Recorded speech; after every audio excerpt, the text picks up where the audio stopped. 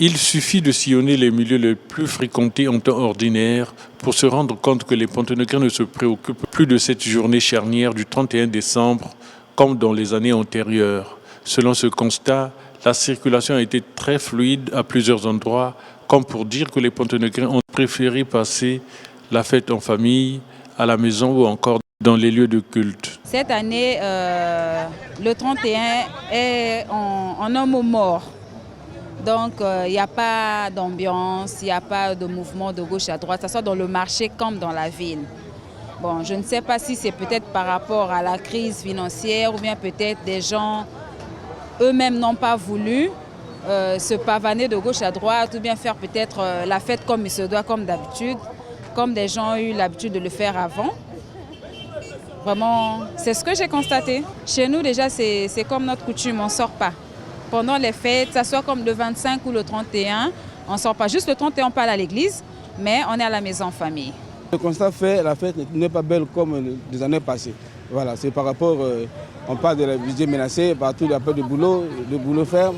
Donc voilà pourquoi la fête n'est pas belle. Nous souhaitons que la fête puisse bien passer, même s'il n'y a pas l'argent, mais les gens prennent conscience de rester à la maison, de prendre soin des enfants et des petites familles. Voilà.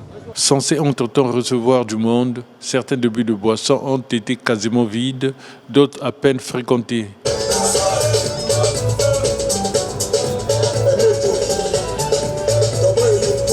Cette réalité serait due à la crise économique qui frappe de plein fouet tous les secteurs d'activité. Cette année, vraiment, c'est compliqué, il n'y a pas la fête. Un 31, le dehors est vide. Les Nganda sont vides, c'est compliqué, il n'y a pas les activités. Moi, je pense que c'est la crise que nous vivons.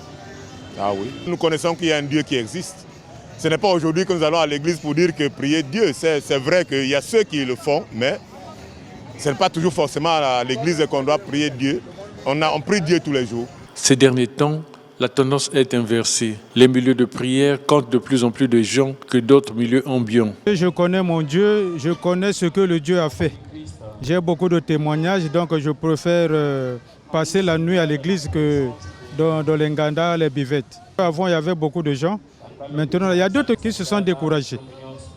Les gens qui se sont découragés, ce sont les gens qui aiment que les choses aillent vite. Mais avec Dieu, il faut la patience.